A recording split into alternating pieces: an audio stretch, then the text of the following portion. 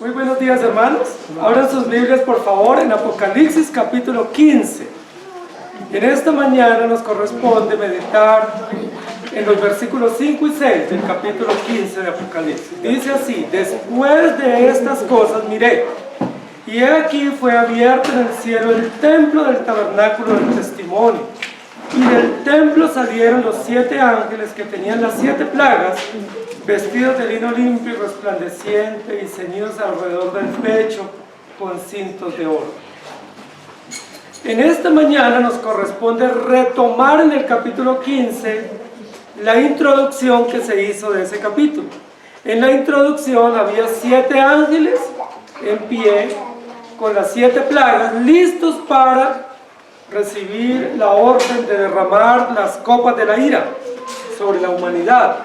Pero hubo un interludio, hubo un paréntesis en el capítulo, y ese paréntesis lo propiciaron los creyentes o los redimidos o la multitud en el cielo, que entonó una canción. ¿Recuerdan? Que eran 2 signos que se constituyeron en uno. Sí, el cántico de Moisés y el cántico de los redimidos, que fue como un preámbulo, que fue como un acto protocolario antes o previo a este hecho jurídico que tiene que ver con la serie de las 7 copas. Terminado ese preámbulo o ese preludio, ¿sí?, o ese acto protocolario de una canción o de un acto musical, ¿sí?, de una música, de una coral de los creyentes donde entonan porque tú eres digno y por tu voluntad existimos, y quién no te temerá a ti, oh Señor, porque grandes y maravillosas son tus obras. Entonces, acto seguido dice: después de estas cosas miré. Es decir, retoma los hechos que venían anteriormente y ahora se van a comenzar a ejecutar. Esa primera parte, después de estas cosas miré, nos indica que efectivamente lo anterior sí fue un paréntesis. Sí fue un paréntesis que se dio para preparar el ambiente y para preparar todo el escenario para lo que viene. Lo que viene es extraordinariamente magnífico. 7 ángeles con 7 plagas van a derramar 7 copas de la ira. Eso es extraordinario. Ahí nos vamos a ocupar el resto del libro de Apocalipsis. La última serie, 3 series, las 7 sellos, las 7 trompetas y las 7 copas. Las 7 sellos indican la revelación de Dios. Las 7 trompetas indican la ejecución del plan de Dios. Y ahora las 7 copas indican la consumación de la historia de la redención. Estamos ante serie de 7. Y este preámbulo protocolario nos prepara para la serie más extraordinaria del libro, que es la serie más amplia, es decir, la que tiene más información, la que tiene más detalles, pero también la serie final, la serie que consuma toda la historia. Entonces estamos ante un evento extraordinario, hermoso y grandioso, pero también terrorífico. Después de estas cosas, es decir, después del cántico de los redimidos, que recuerdan que la historia de la redención ha pasado por martirio, por sufrimiento y por grandes obras, incluida la redención, miré y he aquí. Recuerden que estas expresiones son expresiones comunes en el libro de Apocalipsis, son expresiones adverbiales que indican acciones comunes en el libro. He aquí, una vez más, estamos ante un nuevo hecho: fue abierto en el cielo el templo del tabernáculo del testimonio. El tema de la predicación en esta mañana es justicia de gala, o una gala de justicia, ¿sí? Cuando se va a sentenciar o a abrir un tribunal para dar un veredicto final, pues obviamente hay una gran gala, ¿sí?, que rodea y que anuncia que hay una sentencia final. No se hace de cualquier manera. Si hay un tribunal y hay una citación para dar un veredicto, todo lo que rodea ese veredicto es una gala, ¿sí? La entrada del juez, la entrada de los testigos, todo lo que rodea, y a veces lo hemos visto en películas, o algunos pueden ir a las salas de juicio aquí en nuestra ciudad que son abiertas y pueden presenciar esas galas jurídicas. Son extremadamente pulcras y hermosas y elegantes, pero también son terroríficas, porque sabemos que entra el juez y que el juez lleva en su mano un veredicto, una sentencia, y que eso que el juez dictamine en esa sala se tiene que cumplir. ¿Sí? Entonces hay silencio en la sala, hay reverencia, hay respeto, Hay temor en algunas partes de los que están presentes allí, porque saben que de esa sala de juicio hay una conclusión. Nosotros estamos ante ese momento, y ante ese momento por lo que el texto nos va a describir. Dice: miré, he aquí fue abierto en el cielo el templo del tabernáculo del testimonio. Y es lo primero que vamos a meditar en esta mañana. Lo que el texto nos dice fue: el cielo fue abierto. La pregunta es: ¿estaba cerrada? No, el cielo estaba abierto. ¿Pero qué fue abierto en el cielo? Dice: el templo del tabernáculo del testimonio. Y casi que aquí estamos ante un hecho redundante o reiterativo o enfático del texto, porque nos dice primero que fue abierto el templo. Pero ¿qué más dice? El templo del tabernáculo. Pero el templo y el tabernáculo son dos cosas distintas. Y luego dice del testimonio. Es casi como una reacción en cadena, ¿cierto? Como un efecto dominó para llevarnos al centro de lo que nos quiere decir. Hay tres cosas que están siendo descritas aquí en el capítulo. Una cosa es el templo, otro es el tabernáculo y otro es el testimonio.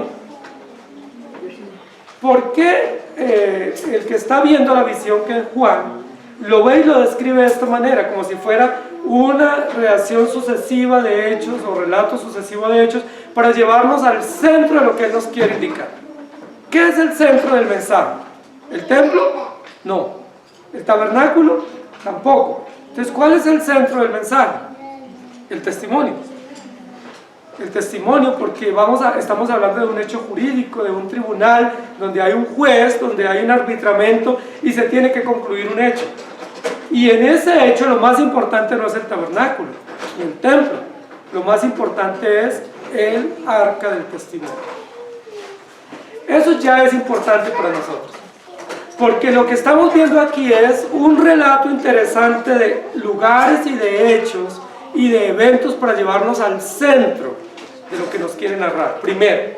Segundo, el narrador del relato, que en este caso es Juan, el que ve la visión, va de más a menos, es decir, va de lo más grande. ¿Qué era lo más grande y lo más multitudinario y bello para la nación de Israel? El templo. El templo era lo más extraordinario porque lo habían tenido por lo menos por 400 años. El templo era uno de los emblemas de la adoración judía o hebrea. El templo era una de las grandes bellezas del pueblo y de la nación. Cualquier persona que visitaba Israel, ¿dónde quería ir? A Jerusalén. Y al llegar a Jerusalén, ¿dónde quería ir? Al templo. Era el lugar obligado para ir, para conocer, no solamente por la simbología, no solamente por la belleza, por su riqueza, sino porque era el centro de la adoración del pueblo judío. Pero luego del templo nos manda a otro lugar que ya no existía: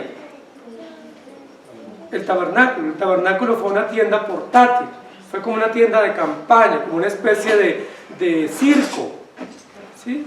De carpas, de tiendas que se armaban constantemente donde el pueblo estaba, pero que hacía parte del centro también de la adoración del pueblo de Israel.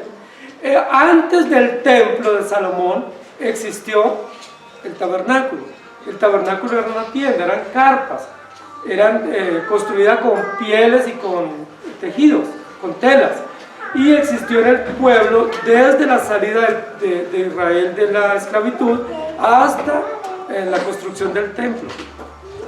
No se sabe exactamente cuánto tiempo funcionó el tabernáculo. Algunos hablan de 200 años, 300 años, pero no sabemos con exactitud. Lo cierto fue que era un templo portátil o una tienda de campaña. Fue extraordinario, pero no era maravilloso. ¿Sí? No tenía la belleza, la riqueza, la historia que tuvo el templo de Salomón, ¿sí? Porque eran unas carpas, ¿sí? Y a nadie quisiera vivir permanentemente en carpas. A nosotros nos gustan las carpas o las tiendas de campaña cuando salimos un fin de semana a acampar. Ahí es buena una tienda de campaña, pero vivir en una tienda de campaña toda la vida, en una carpa, pues ya no nos parece agradable. Quisiéramos tener una casa adecuada o un templo adecuado.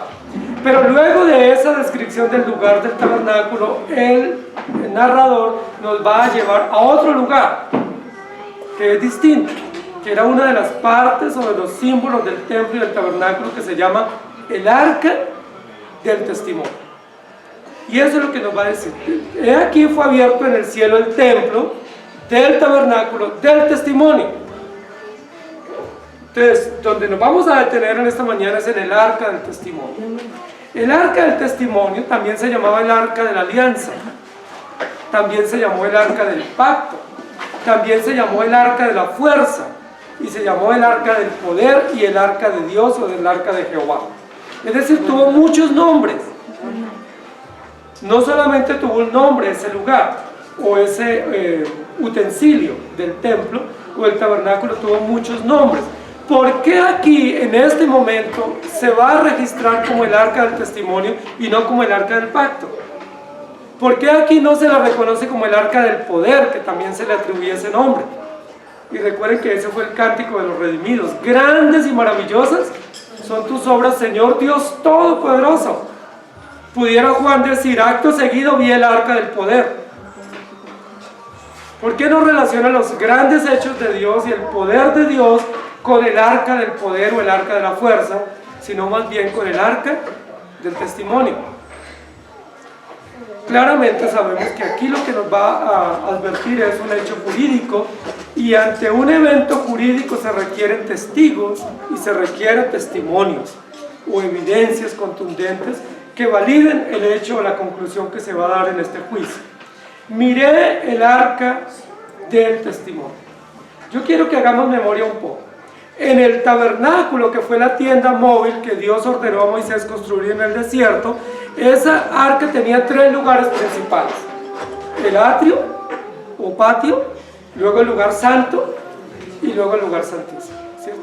En el atrio había 2 partes principales, que era el altar del sacrificio y luego el lavacro o la fuente, donde se lavaban las manos y los pies los sacerdotes y las personas que iban a entrar. Y luego estamos en el segundo lugar, que era el lugar santo. En el lugar santo habían 3 elementos o 3 utensilios, ¿cierto? ¿Se acuerdan cuáles eran? El altar del incienso, ¿sí? La mesa de los panes de la proposición y el candelero. El candelero que estaba encendido 24 horas o permanentemente.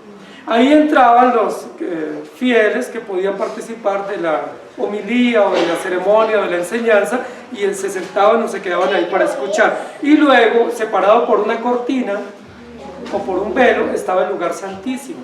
Y en el lugar santísimo solo había un utensilio principal, y ese utensilio principal se llamaba el arca de la alianza, o el arca del testimonio, o el arca del pacto, que era como una mesa como esta, un cofre como eso, ¿sí? Más o menos de 1,20 de alto por 1,20, 1,40 de largo.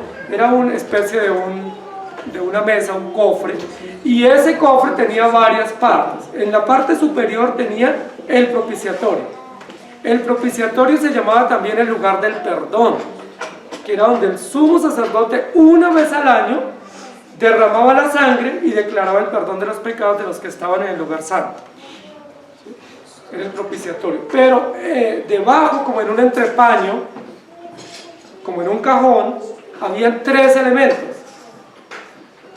Esos 3 elementos no fueron arbitrarios o al azar que a Moisés se le ocurrió, sino que fueron orden de Dios, que él tomara esos elementos y los pusiera. ¿Qué elementos había en ese entrepaño o en esos cajones de ese cofre, que se llamaba el cofre de la alianza o el arca de la alianza?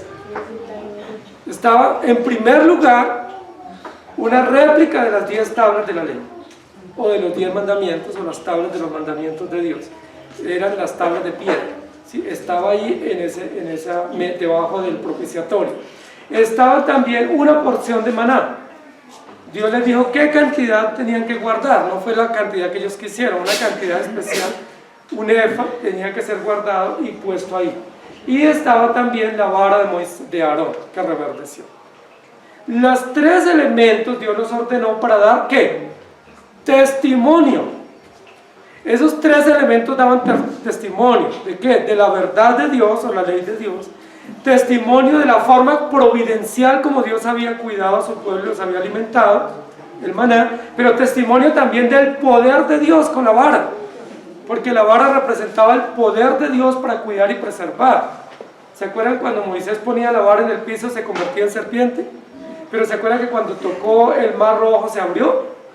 Y cuando tocó la peña, salió agua de la peña. Era una señal del poder de Dios para proteger y dirigir, pero también una señal de inmortalidad porque la vara reverdeció.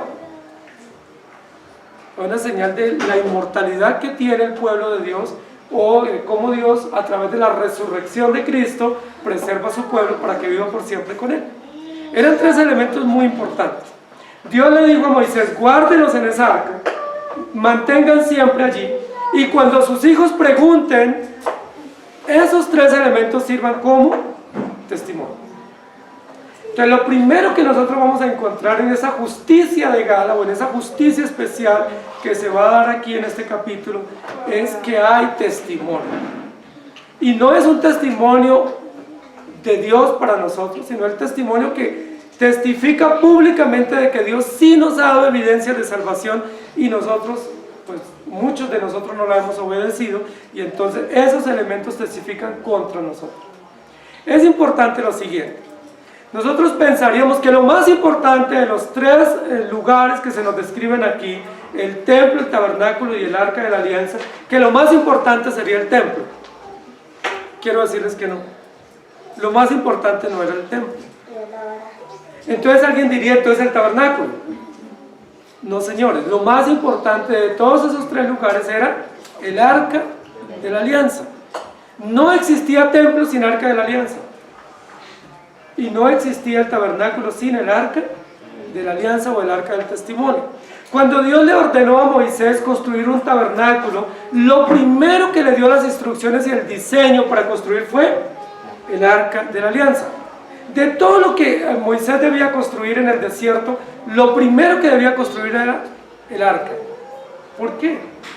Porque Dios le dice a Moisés: mi presencia estará contigo en el arca, representada, simbolizada en el arca de la alianza. Lo demás se iba construyendo poco a poco, pero lo primero era construir el arca de la alianza. Ese cofre, esa mesa que representaba como un trono y que era como la base donde el juez o el sumo sacerdote dictaminaba justicia, era lo más importante de construir. Y se le hizo una gran inversión también. Tenía que ser en la madera más fina, que era madera de acacia, tenía que ser forrada en oro puro, ¿sí? Y tenía unas condiciones específicas. Tenía 4 anillos, uno en cada esquina, y en esos anillos se tenían que poner unas varas, de tal manera que nadie podía tocar el arca. Era un utensilio exclusivo, solo se podía ver. ¿Y sabe quiénes lo podían ver? Solo el sumo sacerdote, una vez al año. El pueblo no lo podía ver, porque estaba separado por la cortina en el tabernáculo. Y si se sacaba esa arca y se tenía que trasladar a otro lugar, se tenía que tapar con esa cortina, de tal manera que nadie la viera.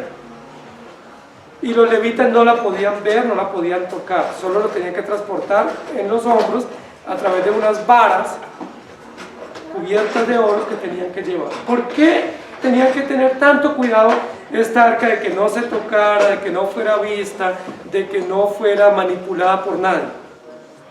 Porque representaba la presencia pura de Dios y la justicia perfecta. Representa el trono de Dios, donde Dios imparte justicia.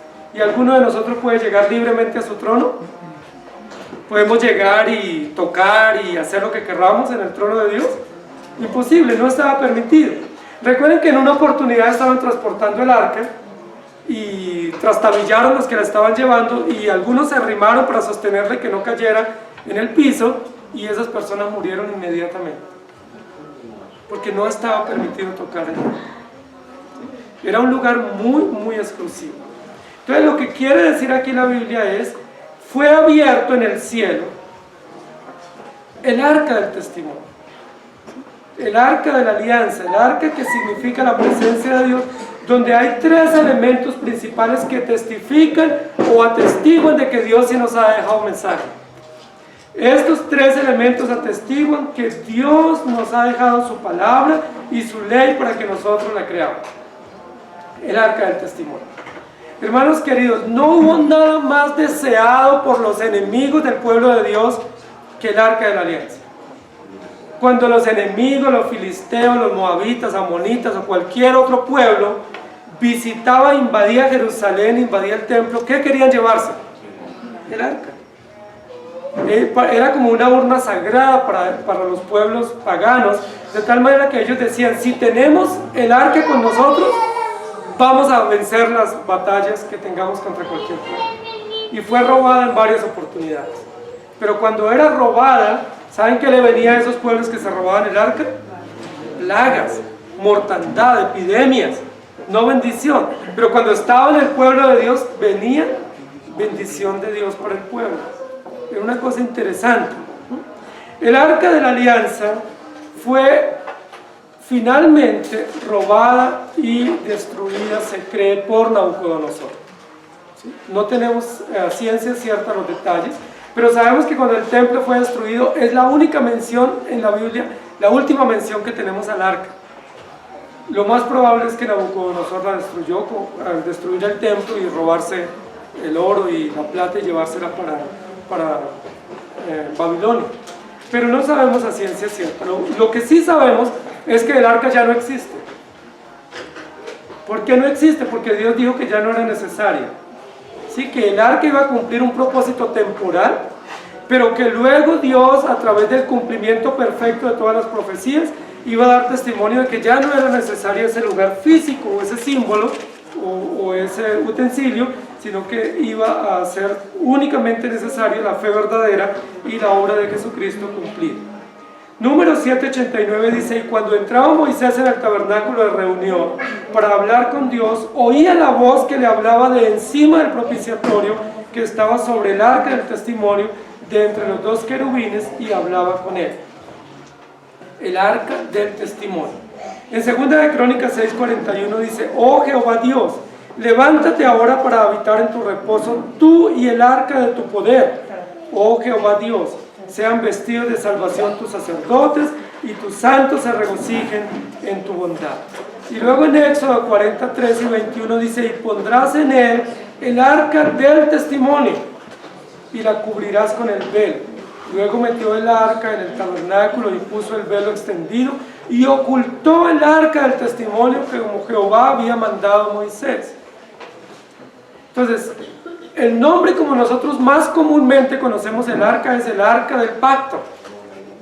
Y ese es un nombre legítimo, que muestra que Dios estableció un pacto y que el pacto de redención se resume o se sintetiza en el arca del pacto. Pero nosotros también lo conocemos como el arca de la alianza, que sería un sinónimo de pacto. Pero aquí en estas menciones que leímos, habla del arca del testimonio. Es decir, ese cofre, o esa arca, o esa mesa, sirve como testimonio. ¿Testimonio de qué? De que Dios hizo un pacto con su pueblo y que Dios va a salvar a su pueblo. Pero esa arca también sirve como testimonio contra los que rechazan la obra de Dios, porque Dios dio un pacto, Dios estableció testimonio, pero la mayoría lo desobedecieron.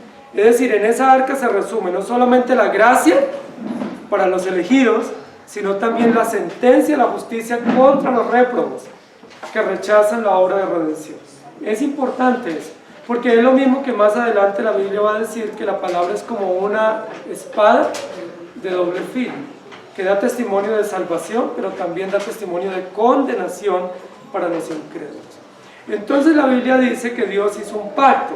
Jeremías 31 al 33 dice, he aquí vienen días, dice Jehová, en los cuales haré nuevo pacto con la casa de Israel y con la casa de Judá, no como el pacto que hice con sus padres el día que los tomé de mano para sacarlos de la tierra de Egipto, porque ellos invalidaron mi pacto, aunque fui yo un marido para ellos, dice Jehová.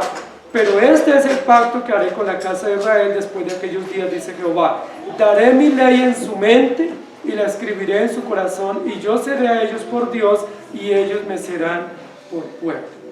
Hermanos queridos, Dios dice, yo haré un pacto. Ese pacto simbólico, ese pacto visible se representa en el tabernáculo y en el arca del testimonio, y luego en el templo y en el arca del testimonio. Pero ese pacto visible se representa invisiblemente en la ley grabada en la conciencia. ¿Sí me hago entender? Es decir, tenemos dos testimonios. Tenemos un testimonio visible, que era el arca de la alianza, ¿sí? Que era el mobiliario del templo, donde muestra todo el carácter de Dios y el carácter de la justicia de Dios. Pero ese pacto visible, Dios lo hace invisible, es decir, obrando por el Espíritu Santo a través de la regeneración y a través de los elegidos que son salvos por gracia y que son sostenidos porque Dios da testimonio a ellos de que son hijos de Dios. Eso es lo que está diciendo acá. Entonces retomemos el texto. El texto dice: después de estas cosas miré, y he aquí fue abierto en el cielo el templo. La pregunta es: ¿hay templo en el cielo? Porque el templo estaba en Jerusalén, y el templo Dios lo dio para que el pueblo se reúna temporalmente, ¿sí? Y luego dice del tabernáculo, y uno dice: oh, ahora hay tabernáculo en el cielo.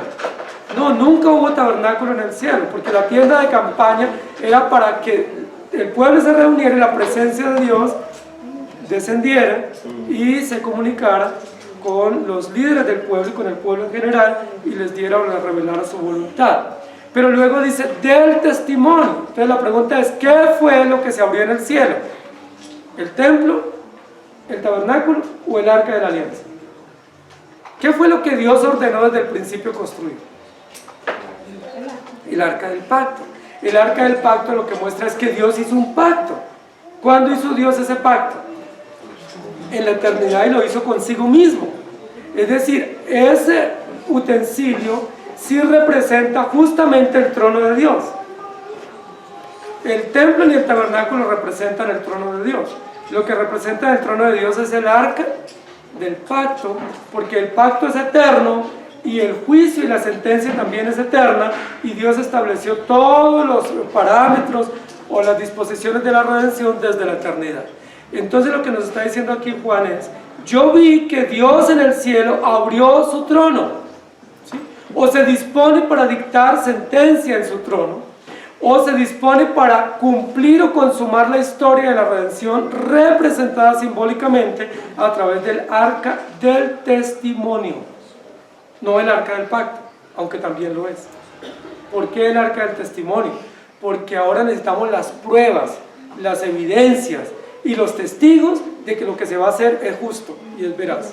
De tal manera que nadie tenga excusa, que la sentencia que se va a dictar es justa y es eficaz. Se requieren testigos, se requiere testimonio, y qué mejor que el arca del testimonio. Y luego dice: y del templo salieron los 7 ángeles que tenían las 7 plagas. Y ahí ya uno comienza a imaginarse una cantidad de cosas.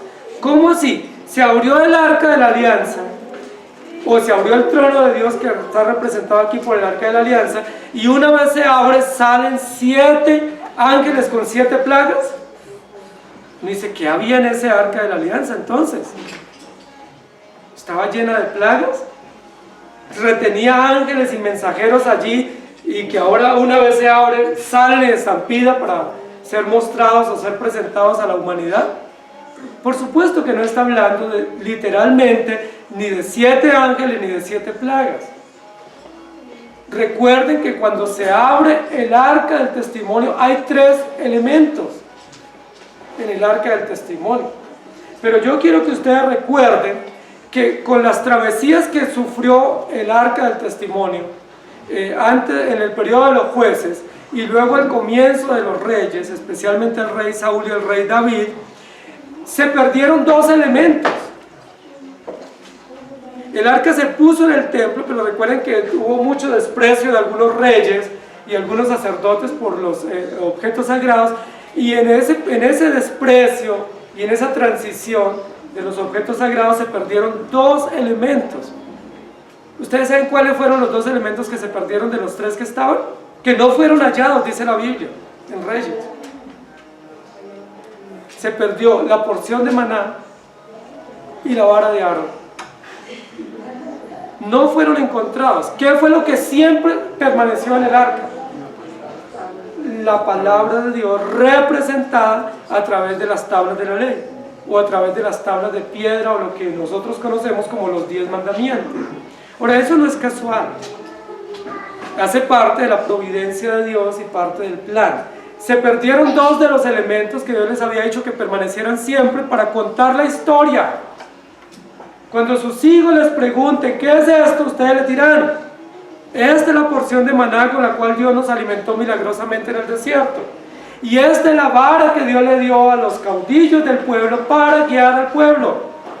Y esa vara reverdeció, símbolo de la vida nueva que tenemos, o de la inmortalidad, y de la obra de Cristo resucitando y venciendo la muerte. Pero ¿por qué se pierden esos dos elementos y no se pierden las tablas de la ley? Es muy importante que en este momento nos diga, cuando se abrió ese cofre, cuando se abrió el arca del testimonio, salieron 7 ángeles con 7 plagas. ¿Qué es lo que nos está diciendo? ¿Qué fue lo que salió? ¿Qué fue lo que se abrió realmente ante los ojos de Juan? La ley de Dios. Lo que se abre es la ley de Dios, la palabra de Dios que fue abierta, o al abrir el cofre o al abrir el arca de la alianza, se abre la ley de Dios, o se quedan expuestas los mandamientos o las tablas de los mandamientos de Dios, que son el testimonio vivo de la justicia de Dios. ¿Y qué contienen o qué dicen esas leyes de Dios? Maldito aquel que no obedeciere las palabras de esta profecía. Maldito aquel que no guardare todas las palabras de la ley. Recibirá toda clase de maldiciones y de plagas y de epidemias vendrán sobre él. Cuando el texto dice que salieron 7 plagas, uno dice, no, pues eso no le habían hecho aseo por largo tiempo. No, lo que está diciendo es cuando se abre la palabra de Dios, la palabra nos dice que vienen plagas y que vienen sentencias y que vienen efectos de la justicia de Dios sobre los incrédulos para mostrarnos que Dios es justo.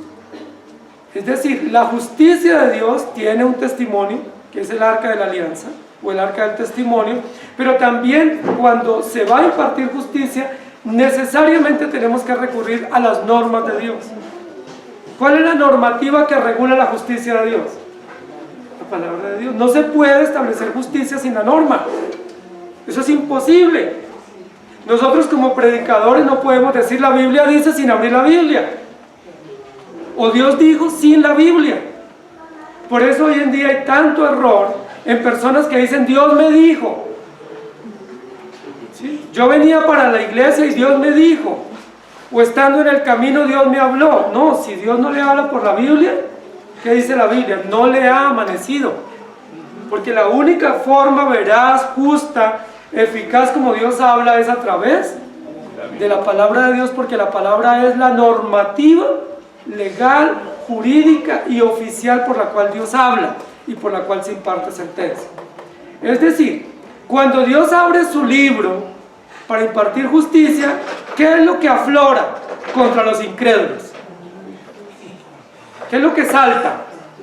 Plagas, consecuencias, efectos nocivos de maldad por lo que ellos han hecho. Porque la Biblia dice, aquel que no haga morirá, aquel que incumple el reo de muerte, aquel que no obedezca, le vendrán plagas y maldiciones nunca vistas. No está diciendo que cuando abrieron el arca de la alianza salió un poco de plagas del cielo. Eso es inverosímil, eso es increíble. Se necesita mucha imaginación para pensar eso.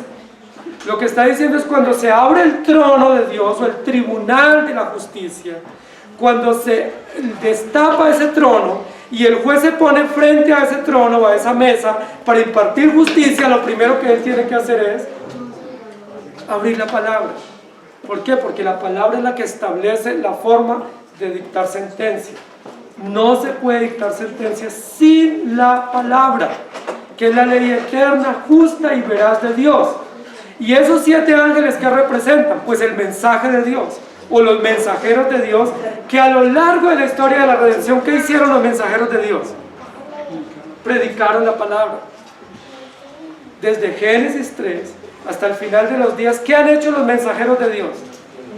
Predicar, predicar, predicar, predicar. Y predicar que crean, que se arrepientan. ¿Y qué han hecho los incrédulos? Despreciar. Entonces, como ellos han despreciado la ley de Dios, ahora se abre la ley ante sus ojos. Y lo único que salta ante sus ojos son plagas. Es decir, consecuencias. Es decir, resultados. Es decir, efecto jurídico, real y justo contra ellos, que sirve como evidencia de que ellos hollaron la ley de Dios, la pisotearon y la despreciaron. ¿No es esto maravilloso? Muchos le ponen ciencia ficción a estos capítulos, pero aquí no tiene nada de ciencia ficción. Lo que nos está diciendo es, Dios va a establecer sentencia, y la forma como lo va a hacer es en el arca del testimonio o el arca de la alianza, que es el símbolo o el utensilio más extraordinario de toda la revelación del Antiguo Testamento, y lo primero que va a hacer es abrir su norma. Y al abrir su norma saltan a la vista una cantidad de resultados que vienen contra los incrédulos. Esas plagas no vienen contra los creyentes.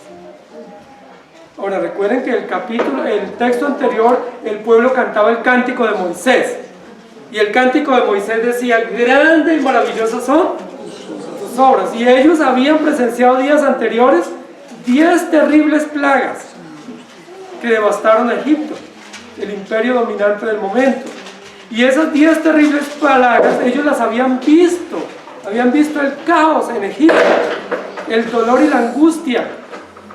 Y ahora Dios dice, nuevamente va a ser abierto el libro de la ley, que mis mensajeros o los pregoneros de justicia los han expuesto a lo largo de la historia, que el sistema sacerdotal y jurídico pregonó, y al ser abierto lo que salta a la vista son plagas, es decir, acciones punitivas o acciones jurídicas contra los que han despreciado la ley de Dios. Y del templo salieron, del templo, entiéndase del arca del testimonio, ¿cierto? O al abrir la ley en ese santuario, salen los 7 ángeles que tenían las 7 plagas para ser derramadas sobre la tierra. ¿Cómo les parece, querida iglesia? Estamos hablando de justicia, ¿cierto? No es ciencia ficción, es la justicia de Dios representada a través de elementos históricos como el templo, el tabernáculo y el arca de la alianza, pero representado también a través de los símbolos que Dios puso dentro del arca, que servirían como testimonio. Recuerden cuando el rico habla con Abraham y le dice en esa parábola, dice, manda a Lázaro, ¿cierto?, para que prediquen mis hermanos y sean librados de esta aflicción o de este tormento. Y Abraham le dice, a Moisés y a los profetas tienen, óiganlos, es decir, a la ley y la palabra la tienen, que la escuchen. Hermanos queridos, estamos ante una gala interesante de justicia, donde lo primero que sale en el escenario es el trono, o la mesa donde se imparte. ¿Sí? Eso es importante porque aún hoy en día existe, ¿no? En los estrados judiciales existe la mesa, o donde está el juez, y luego están al frente los testigos o los sindicados, a los cuales se les van a imputar cargos o se les va a dar la sentencia, y el juez tiene que estar atrás de la mesa, pero mientras él no se haga al lado de la mesa o del trono o del tribunal, no arranca la sesión. ¿Sí? Es lo primero que nos está diciendo. Y luego cuando llega el juez y se pone frente a la mesa o al tribunal o al estrado para impartir justicia, él tiene que abrir la ley o los códigos o las normas, porque es sobre la base de esas normas que él va a dictar sentencia. Él no puede decir, pues a mí me parece, porque eso es viciado, eso no es justo. Él tiene que decir, la ley dice, y según el código tal, el artículo tal, se violaron estas normas, esta es la sentencia y este es el veredicto. Así funciona, y así funciona la justicia de Dios, porque la justicia humana es una evidencia de la justicia de Dios. Y lo tercero que nos va a decir acá en el texto es, vestidos de lino limpio y resplandeciente y ceñidos alrededor del pecho con cintos de oro. ¿Sí? Miren el matiz que toma el texto, porque el matiz que tenía aquí anterior es 7 ángeles con 7 plagas, y uno se asusta, ¿sí? Especialmente si son de esas plagas que uno le tiene tanto miedo, tanto pavor. Pero luego dice, estos 7 ángeles estaban vestidos de lino resplandeciente y limpio, y ceñidos alrededor del pecho con cintos de oro. Ahí nos muestra toda una postura y un vestuario adecuado para la ocasión, pero también un vestuario elegante, resplandeciente, específico, único para el momento. No estaban teñidos de sangre. Recuerden que en otros episodios de Apocalipsis los que aparecen están tinturados de sangre, salpicados de sangre. ¿sí? Por la guerra, por el martirio, por el sufrimiento. En este caso, estos 7 ángeles, dice, están con un lino limpio y resplandeciente. El lino es una de las telas más antiguas que existen en la humanidad. Y es una de las telas más finas también, y en la época antigua de las más elegantes. ¿Quiénes vestían de lino? Los reyes, los sacerdotes, ¿sí? Vestían de lino.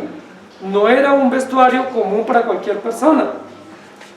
Ese era el vestuario específico de los sacerdotes y de los reyes y de los hombres poderosos.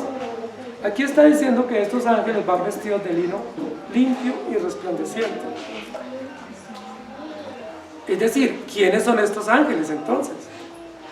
Porque si están vestidos así, no son cualquier clase de mensajeros, sino que son unos mensajeros supremamente honoríficos, honrados, y que están en una postura de autoridad muy impresionante, porque dice, van vestidos de lino limpio y resplandeciente, y ceñidos aquí su pecho o su cintura con cintos de oro.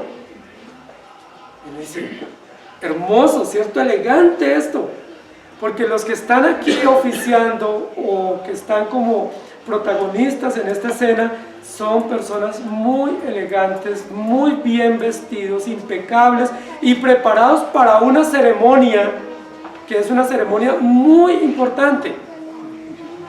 Esta ceremonia es una ceremonia jurídica, es una ceremonia de juicio. Estamos ante un tribunal, ante un juez y ante una norma abierta. Se va a dictar sentencia. ¿Quiénes presencian esa sentencia? ¿Quiénes están allí? Dice 7 ángeles vestidos de lino limpio. ¿Quién no quisiera vestirse de lino limpio? Porque el lino era un vestido finísimo. ¿Y ustedes saben de qué hacían el lino? De una planta. De una planta, y esa planta se llamaba la planta de lino. Hoy en día se llama linaza, que nosotros la conocemos. Pero era de esa planta, que era la planta de lino, que era una planta pequeña, una planta muy común en Egipto y también en algunos lugares de Palestina, y de esa planta, que es la planta más antigua conocida con nombre propio en la Biblia, ¿sí? Porque crecía comúnmente en los alrededores de las riberas de las ciudades, la tomaron los hombres artesanos para comenzar a sacar varios productos.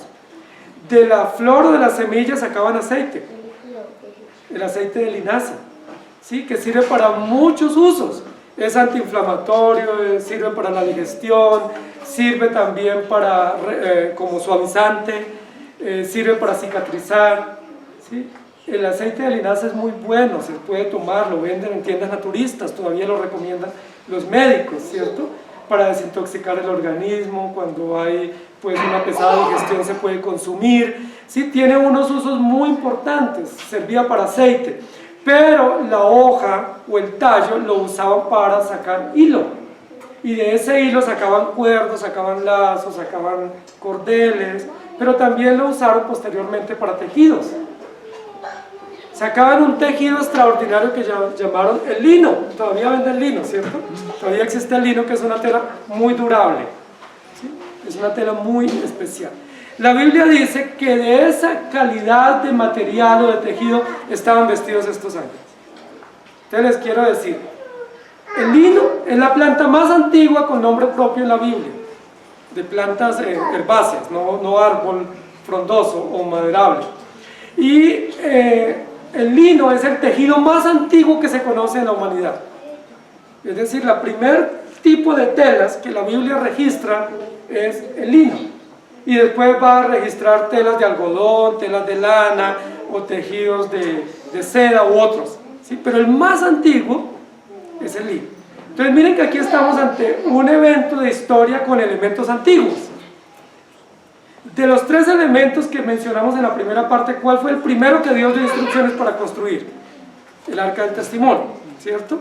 De lo que están vestidos aquí estos hombres es de la tela más antigua, ¿sí?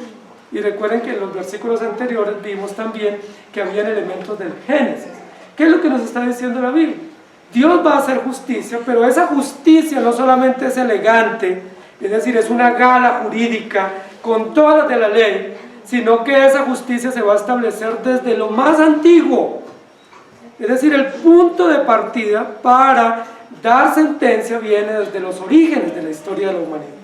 No van a quedar impunes los primeros hombres o las primeras civilizaciones, sino que todos ellos recibirán de la misma dosis jurídica. Y los que ostentan esta justicia son 7 ángeles vestidos de lino limpio. Aquí hay una gran discusión, porque para muchos estos ángeles son seres angelicales, ¿sí? De los que representan en las películas con alas y blancos y ojos azules, o sea que nosotros lo calificamos. Pero aquí no está hablando de eso porque dice que están vestidos de lino fino. Solo hay una mención en la Biblia donde habla de ángeles vestidos de lino fino. El resto dice que eran ángeles con vestiduras resplandecientes. No dice que eran ángeles con lino fino, porque el lino es una construcción manual, artesanal, ¿sí? Que tejedores o artesanos construyen. Es decir, no es un elemento del cielo. Los ángeles no pudieran estar vestidos de lino, porque el lino se descubrió fue acá en la tierra y lo tejieron, lo telaron. Entonces es muy importante porque acá está hablando de 7 ángeles vestidos con lino fino y con cinturones, ¿sí? O con cintos de oro.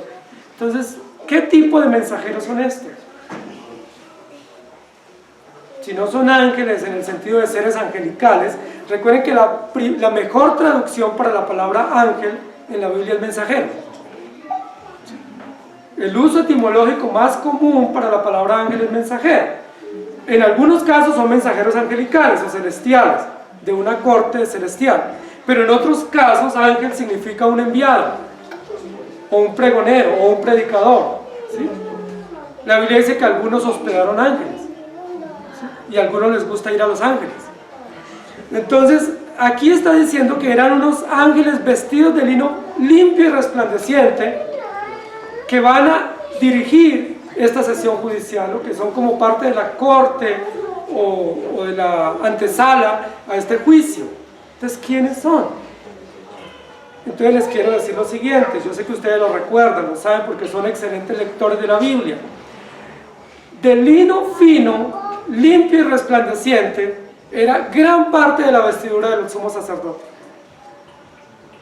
Gran parte del vestuario de los sacerdotes era de lino fino. El efod, ¿cierto? El turbante o la mitra también era de lino fino, y parte de la tiara era de lino fino. Es decir, toda la vestidura externa del sacerdote era de lino fino. ¿Y saben de qué más era de lino? Los calzoncillos del sacerdote. No podían ser de lana, ¿sí? En ese calor tan terrible. Eran de lino fino, es decir, representaba el vestuario o la calidad más fina, más durable, porque el lino es duradero y de la mejor calidad y resistencia. Entonces, ¿por qué los sacerdotes debían ser vestidos así? Porque ellos representaban la justicia de Dios, porque ellos debían ir impecablemente vestidos, y debían estar vestidos con la tela de mejor calidad que existía, y con la tela más durable y más elegante que existía, pues el lino. Entonces, cuando dice acá que iban vestidos de lino limpio y resplandeciente, la pregunta que nos surge es, si no son mensajeros angelicales, entonces ¿qué representan? Estamos hablando del Arca de la Alianza, que entraba solamente el sumo sacerdote una vez al año, era el único que tenía derecho a entrar al Arca de la Alianza en el día de la expiación. Estamos hablando del libro de la ley, o los 10 mandamientos de la ley de Dios, que hablan de la voluntad y la base jurídica para dar sentencia. Y estamos hablando de unos seres, o un ser representado a la máxima potencia o al número perfecto, que es el 7, que habla de la plenitud de la justicia, vestido de lino limpio y resplandeciente. ¿Cómo se llama la obra? Es decir, ¿quién es el que va a dar esta sentencia? No se necesitan 7 para dar una sentencia, solo se requiere un juez. Un juez es el que da sentencia. Puede haber muchos testigos, puede haber muchos asistentes, puede haber defensores, acusadores, pero solo se requiere un juez para dictar la sentencia. Y ese juez aquí está representado por 7 ángeles, es decir, la plenitud o la sentencia perfecta o última o la máxima sentencia que se pueda dar en el tribunal de Dios o de Cristo, representado por el mensajero que va vestido con lino limpio y resplandeciente y ceñido su pecho con cinto de oro. Recuerden que el sumo sacerdote común de la orden arónica no llevaba un cinto de oro, pero en este caso este juez o este rey o este sacerdote sí lleva un cinto alrededor y lleva asegurados o ajustados su pecho alrededor con cinto de oro. Entonces miren lo interesante, aquí vuelve el texto y nos dirige a un evento jurídico. Y si estamos ante un tribunal, estamos ante la norma que es la base de la sentencia, ¿quién es el que puede estar de pie vestido de lino limpio? Pues un sacerdote. Era el único que tenía derecho a entrar al lugar santísimo. Y era el único que podía vestirse de lino fino y resplandeciente y entrar al templo. El único que entraba al templo o al lugar santísimo vestido de esa manera era el sumo sacerdote. Entonces estamos hablando de un sacerdote. Y si ustedes recuerdan un poco más adelante en el capítulo 19, cuando ya se ha dado entrada oficial a los creyentes al reino celestial, ustedes saben de qué material va a ser o de qué calidad va a ser el vestido de los creyentes. De lino limpio y resplandeciente. ¿Qué representa el lino limpio y resplandeciente en la Biblia? Las acciones justas de los santos, es decir, las obras puras y santas que Dios ha obrado en los creyentes, es decir, la santidad y la justicia con la cual Dios nos ha investido. Entonces miren lo interesante, queridos hermanos, estamos aquí ante un evento de justicia, donde está el trono, que es el arca de la alianza, donde está la ley de Dios, que es la norma eterna y perenne a través de la cual Dios dictamina, pero está el juez o el sacerdote frente a ese cofre o a esa mesa para dar la sentencia. Y cuando él comienza a dictar la sentencia, comienza a enviar los ángeles con las 7 copas. El versículo siguiente va a decir, y es uno de los seres vivientes, le comienza a entregar las 7 copas a los ángeles para que ellos las derramen en la tierra. Es decir, estamos apenas ante la entrada, ¿sí? Es decir, suena la música que está en el versículo 3 y 4, ¿cierto? Que es el cántico de Moisés y el cántico del Cordero, y entra el sacerdote o el sumo sacerdote que va a impartir justicia, y se prepara todo el escenario porque comienza la sesión. ¿Sí? Estamos justo en ese momento. Ya la mesa está lista, está descubierta, que es el arca de la alianza. Ya se le quitó el velo y está lista para el momento. Ya fue abierto el cofre y fue puesta las tablas de la ley sobre el propiciatorio para que sean símbolo y señal de justicia y carta magna para impartir la ley. Y luego estamos ante el sumo sacerdote presto para impartir la ley. ¿Quién es nuestro gran sumo sacerdote? No es Aarón. ¿Sí? Ninguno de los sacerdotes antiguos. Nuestro único sumo sacerdote veraz, santo y selecto entre toda la historia se llama Jesucristo. No hay nadie más. No esperamos nadie más, no necesitamos nadie más. Cristo es sumo sacerdote perfecto, suficiente, eficaz. Y verlo allí en este escenario visionario de Juan, verlo en pie, vestido impecablemente, con tanta elegancia, con tanta finura, con tanta calidad, pues nos da esperanza a nosotros. ¿Por qué? Primero, porque hay justicia. Segundo, porque esa justicia que se va a impartir es justa. Ha habido testimonio histórico. ¿Cuál es el testimonio histórico que tenemos? El tabernáculo, el templo, el arca de la alianza, el maná, las tablas de la ley, la vara de Aarón, el calvario, todo lo que tenemos nosotros es evidencia histórica de que sí tenemos noción de que Dios existe. ¿Por qué lo hemos rechazado? ¿Por rebeldes? ¿Por malos? ¿Por necios? ¿Sí? Pero todo ese testimonio se pone sobre la mesa. Todas esas pruebas contundentes históricas se ponen sobre la mesa. Recuerden que en este tribunal no hay lugar a la apelación, no hay lugar a una segunda instancia, no hay lugar a ningún alegato. Aquí nadie va a decir, pido la palabra, tengo una moción de censura o de orden frente a esto y pido una instancia segunda. No hay ninguna opción. Este es un tribunal pleno y final. Nadie puede intervenir. Las pruebas ya están puestas sobre la mesa. Ya los testimonios y los hechos fueron analizados y pesan contra nosotros. Y lo único que va a salir es consecuencias. Evidencias de consecuencia sobre los reos o sobre los necios y rebeldes que han pisoteado la verdad. Recuerden que en el capítulo 11 de Apocalipsis, la Biblia dice que se tomaron medidas. ¿Los creyentes dónde estaban? Dentro. ¿Y quiénes quedaron fuera? En el patio. Los necios, los que hollaron y pisotearon la verdad y se burlaron. Ahora viene para ellos todas las plagas. ¿Qué más es esperanzador para nosotros? Que Jesucristo va a dirigir esta sesión de juicio como nuestro gran sumo sacerdote. Eso es esperanzador para nosotros. ¿Por qué? Porque Él que conoce la historia de la redención, Él que estableció todos los medios y provisiones para la redención, y Él que cumple todas las disposiciones del pacto, Él mismo es el garante de esta sesión judicial, de tal manera que nosotros estamos a salvo. No hay ninguna condenación para los que están en Cristo Jesús. Que se tengan de atrás los que han desobedecido y los que han obrado mal, porque para ellos no hay esperanza.